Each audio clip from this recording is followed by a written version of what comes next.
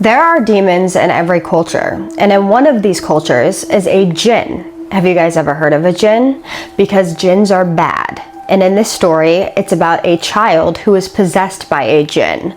The person did preface the story by wanting to stay anonymous because he is a foot and ankle surgeon, and he's concerned about the hospital that he works at finding out that he is sharing his paranormal experiences. He also has an undergraduate degree in biology, psychology, and mechanical engineering. The reason why he says this is not to boast, but to let my viewers know and me know that he has a scientific background and he tries to find a logical explanation for everything. But his family's encounter with this jinn has no explanation other than being supernatural. We will call him Andy for the story. Andy grew up in the Metro Detroit suburbs. His parents migrated from Pakistan in the 1980s. He was born in 1986, a few months after his older brother, who was a year old. And unfortunately, his older brother would pass from meningitis, and his family was struggling financially. Like most places in America, Detroit was not doing well economically at the time. He adds these details to explain that his family was going through hardship in all aspects at the time, including spiritual. These are the conditions that jinns, demons, and evil entities are drawn to and feed off of. This incident happened in the early 1990s. He was about 5 or 6 years old, and his parents, aunts, and uncles were invited to a family friend's wedding. This was a child-free wedding, so his cousins and him, about 6 or 7 of them, and his sister were being watched by his grandmother. So his sister and oldest cousin were about 10 years older, so they were about 15, 16 years old at the time. His next oldest cousin was around 11 or 12. The others were around his age. Because his family wasn't doing well at the time, most of his clothes were hand-me-downs or bought from thrift stores, garage sales. The shirt he wore that evening had either been purchased from a thrift store or a garage sale. He asked his parents about this, and they couldn't recall, but they did recall that they bought it in bulk with other kids' clothes. However, this particular shirt had a depiction of a demon or a devil. It was like a cartoonish character. His parents weren't well versed in Western culture at the time, and he didn't think anything of it either. His parents and the rest of the adults in the family, except for his grandmother, had left for the wedding. Now, he had spilled soda all over his clothes, so his grandmother cleaned him up and then she put him in a different shirt. And the shirt that she put him in was the one that had the cartoon depicted demon on it. He remembers suddenly feeling very angry, and this was very abnormal for him because he was a very quiet and soft-spoken child. He's like that as an adult now, but all he remembers is being upset at everybody and wanting to hurt everybody, which was again way out of character for him. He then started to experience what he now knows as an adult is involuntary nystagmus, rapid uncontrollable lateral eye movement. He then had this feeling of not being in control of his own body.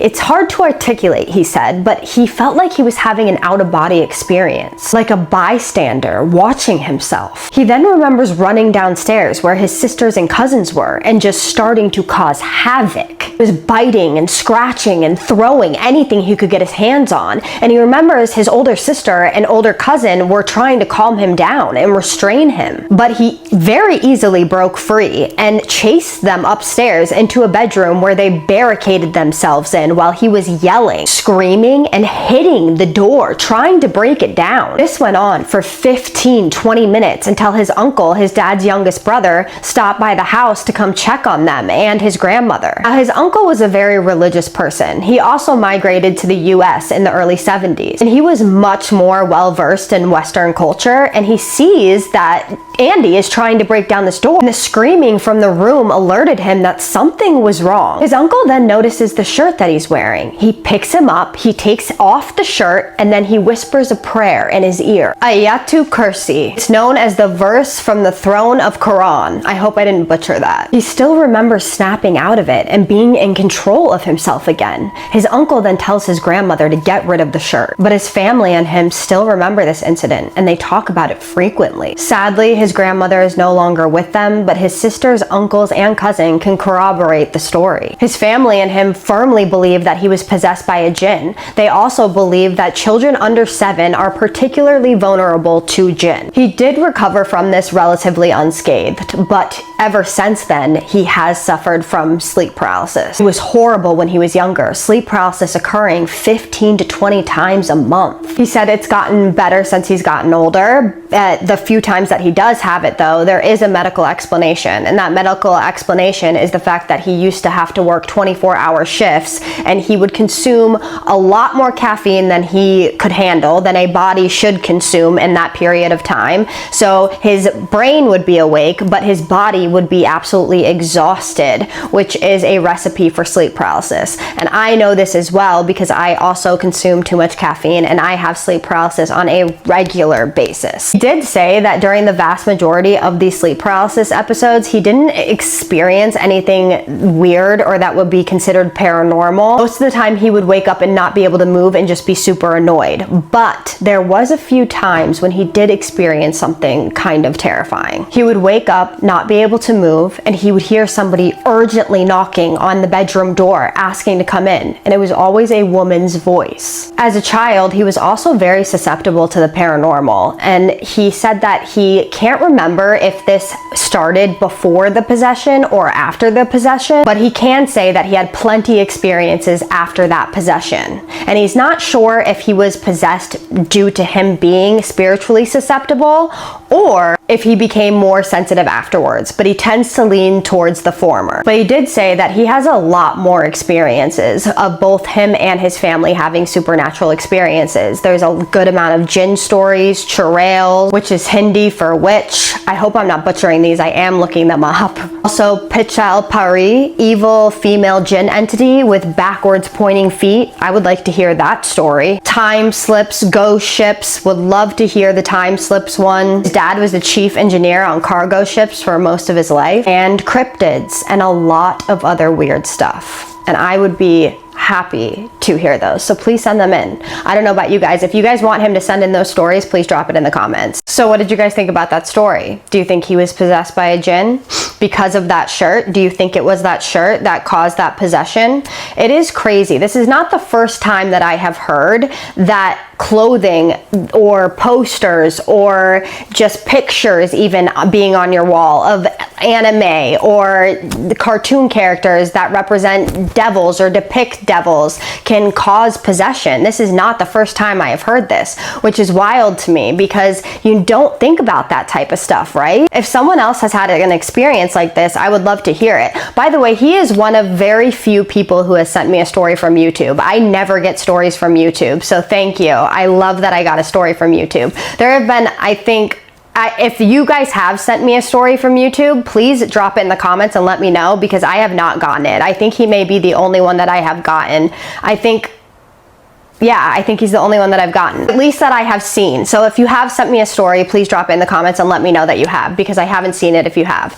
And I believe every word he said. That is a terrifying experience, to have an out-of-body experience like that and to see yourself behaving that way and not being able to control what's happening is terrifying. I can't imagine that feeling and being so helpless. That must have been such a helpless feeling, especially trying to hurt the people around you that you love.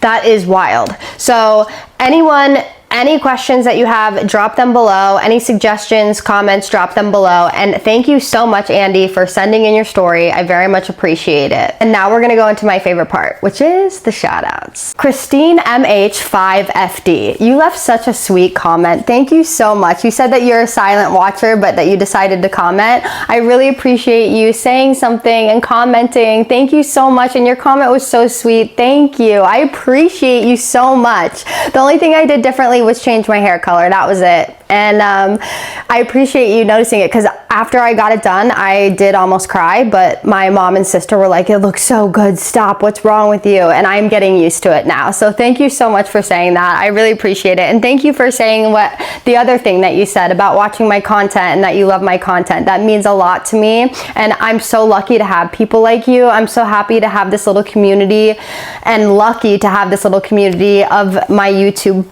friends, because you guys are so loving and kind, and I just love you guys so much, and you are a part of that. And now I know your name and who you are, and I appreciate that you watch my channel. I didn't even know that you did. So thank you so much. I love you. You guys like how sometimes I just ramble? Is that your favorite part of my videos, how I just like ramble on and on and on at the end of my videos? It's gotta be freaking exhausting. For those of you who stay, I love you so much. 5899816. I thought I was gonna forget that. Like I was trying to memorize it before I press play. Thank you so much. You said that you watch all my videos while you're working. What do you do, if you don't mind me asking? That's so awesome. I love that you watch my videos while you work. Sometimes when I'm doing something that I don't want to really be doing, because who likes to work, I watch spooky stories too. Spooky stories are my everything. So the fact that you watch them while you're working means everything to me. Thank you for supporting me. Thank you for commenting. Thank you for telling me that. Thank you for following me on TT. You support me on both places, and that means so much to me. I know some of you can't, and that's okay. And I know some of you choose not to because you don't like TT, and that's also totally fine. But I appreciate the ones that do, and I also appreciate the ones that don't, because this is enough here. But here I go rambling again. I appreciate you. I hope you know that. Obviously. Thank you for commenting. Thank you for being a part of my community. Thank you for your kindness. I love you. There. I'm good now, guys. I'm done rambling. Okay? Okay. But with that being said, my name is Kaisa, and I tell true scary stories on here every single night, because I have been doing them for the past 4 nights, every single night that you guys submit to me. Sometimes I do shorts and sometimes I do long form. If you're into that, hit that subscribe button so that you can get notified next time I tell a true scary story, if anyone's still even here. And I just need you to do 3 things for me. And what are those? Keep sending me your scary stories. Have a safe night. And what's the 3rd one? Say it with me. Have a spooky night. Love you guys so much. See you in the next one. Spooky kisses and haunted